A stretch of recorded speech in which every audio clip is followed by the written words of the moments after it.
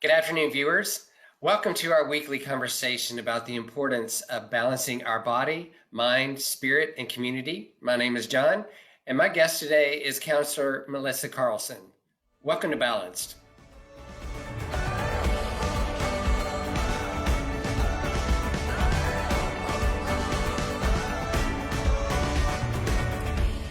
Welcome back, viewers. We are so happy that you join us each week for these balanced episodes. And this particular episode today is our second episode in our series called New Year Balance.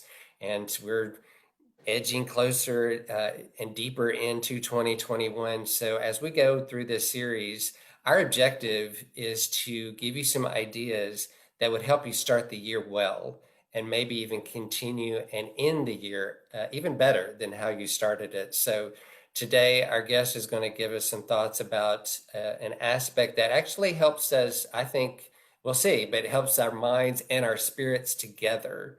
And so I want to welcome Melissa Carlson into our conversation today. Thanks, Melissa, for helping us with all this good information we're going to get from you today. Thanks for having me, John, because this is a topic that I'm really excited about. Well, I am too. And viewers, the topic we're going to talk about is how writing and journaling actually helps our spirit. And as I just said, and Melissa, I think will validate this, it really helps our mind and our spirit jointly. We want to focus in, and she's going to reference some things about how it really does help our spirit. So Melissa, on this topic, as we were sharing before we started recording, you actually helped me to realize why this is so helpful to you. And it's sort of two-pronged, you might say. It is something that has helped you in your own spiritual growth, personal spiritual growth, and that's something we want to help people to know about. But it also, maybe even more importantly, was validation of your work and how meaningful and helpful this can be with clients. Is that right? Yeah, that's absolutely right. I feel passionately about writing, both for personal reasons and because when I became a therapist, I discovered narrative therapy. And it's all about the stories of our lives and writing them out and seeing what we can learn from them. A key premise of narrative therapy is that people are not their problems. We're separate from our problems.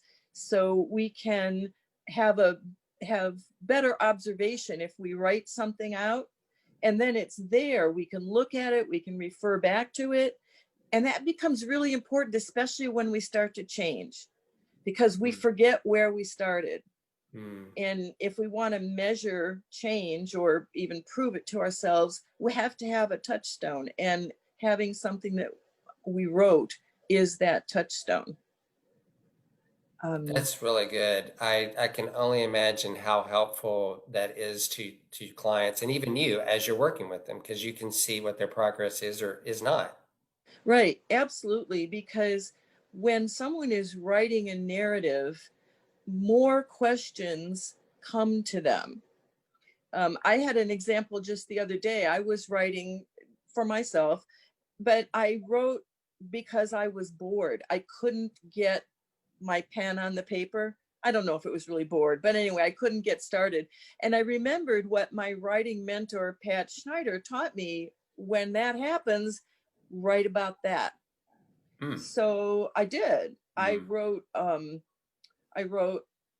so bored. I don't want to do this. I don't want to start writing. And then I stopped, just naturally. I stopped and I thought, wow, those were really powerful words. Why did I use those words? And there's the first question. So then I took those powerful words and wrote them separately on the next line. And then I had another question. Whoever said that to me? I don't remember. And I thought, what meaning does that have in my life? And boom, I was off and writing. I didn't necessarily have the answers as soon as I started writing, but I had something to write about. And that was wonderful. Yeah, and I love, as you were talking about your own personal exercise, it comes to my mind that it's another, maybe even new avenue for us to express self-talk. Definitely. you know? Definitely. I have to put my glasses on. It's okay. And because our self-talk, like other things that we do every day, becomes a routine. And if we never step back to observe it, we're just doing the same old, same old. And as you know, as everybody knows, some of our self-talk is not very life or spirit enhancing. Hmm. So if you get it down on paper, it's easier again to take that look at it and go, is that really how I want to see my life? Well, if it's accurate, yes, then I have to see it that way and do something about it. If it's not accurate, I can challenge that limiting belief in myself. Mm. So to me, narrative therapy has just been wonderful. And it might only appear to affect me individually. It might affect my community, my country, my worldview. So it's just an excellent tool for, well, those are the ways that I think we enhance life, including our spiritual sense. And so it's an excellent tool for doing that. Yeah. You mentioned a mentor, Pat Snyder, Yes. and she wrote a book. Uh, She yes, she wrote a wonderful book um, called How the Light Gets In, Writing as a Spiritual Practice. mm, And that was an amazing book for me to read. I was looking for good poetry online, and I discovered her name and that book, and I immediately ordered the book. And before it came, I started reading some of her poetry, and she was so inspiring to me. And she brought together her work brought together for me the sense of writing that I had gotten when I was a child. mm, So I want to just bring it up to date if I can by yeah, referring back to that. yeah. Um, I learned in Sunday school that I was created by God to be the specific person that I was. And I also learned, it's a little simplistic, but I had a soul and a spirit. And together they enliven me and they're there to help me. Everybody has that. At the same time, I was discovering my own writing and that the written word had power.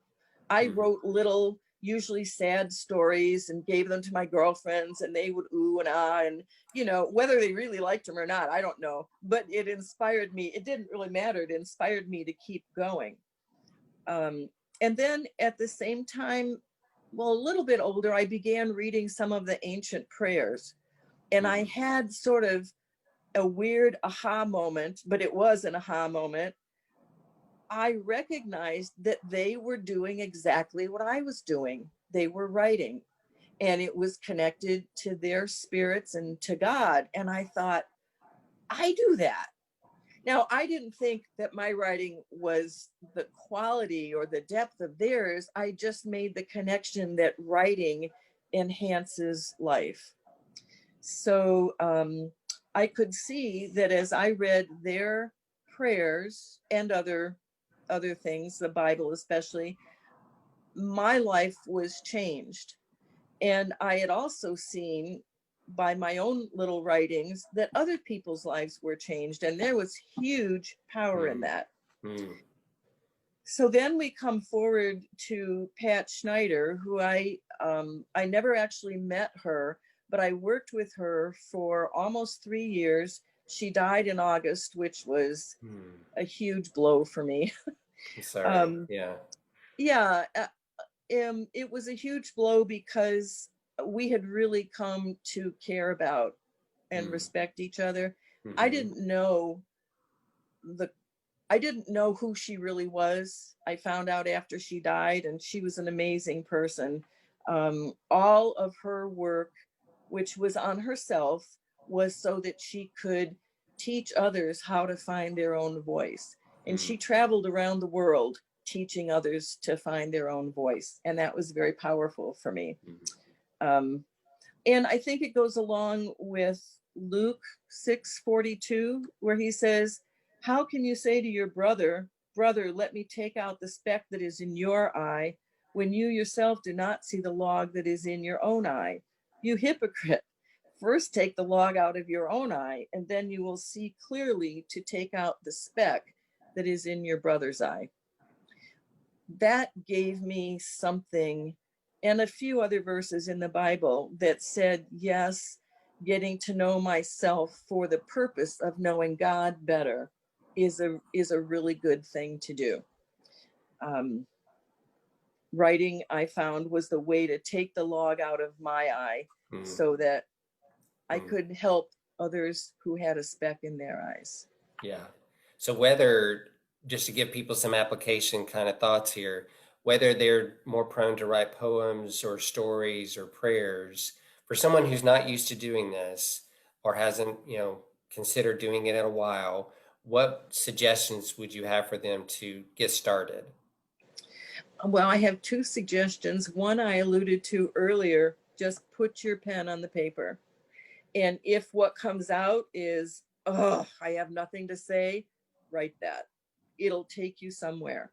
So the first suggestion is just put your pen to paper. And I like writing by hand rather than on the computer. Some people can do that well, but Yeah. I happen to write by hand mostly. And the other suggestion is give yourself a prompt. Look at the news, look at the book you're reading, look at anything and find a phrase that jumps out and use that as a prompt. One of the prompts that Pat Scheider gave me was, now I see you. And I was supposed to write as if I was looking at a photograph. Well, it Mm, doesn't come out like you're looking at a photograph, which was never her real intention, just a way to anchor the prompt. So you mm, can give yourself a prompt from almost anything and yeah. then just follow it. Sometimes I don't even write about the prompt, it sparks something else. Mm-hmm. So those would be my most immediate suggestions, I guess. And don't be afraid. Mm, Use your voice. You can be sweet and kind and all encompassing, or you can swear, cuss, right. it's for you Yeah. and it will lead you somewhere. Yeah. These are all really good thoughts. And I think viewers, listeners, as you're taking this in, our encouragement to you is to explore this for the value that it has for you personally. But what Melissa has shared as the opportunity is there for people around you to also be impacted and to grow. So as we go, well, good grief, as we've gone through 2020 and we've started 2021, don't we need that, for ourselves to grow and then just naturally, organically impact the people around us? Now we've connected body, mind, spirit, and community. And that's what we're all about. And I just thought that was fabulous the way you were putting that together with that Well, thank example. you. And you helped me. You nudged me. So, well, That's great. listeners, I hope there's plenty here to draw from, and maybe watch this again, and maybe it prompts you to write some things today and through this week. That's what this episode is about. So, again, thanks for tuning in. Thank you, Melissa, for sharing all of these great little nuggets with us. Thanks, John, for the opportunity. Yes, really good. So, listeners, we'll be back next week, and next week, a whole different topic in a completely different lane. And you may come with your pen and paper ready to write based on next week's episode. But certainly, we hope that the rest of your day is good, and we'll see you next Wednesday at noon.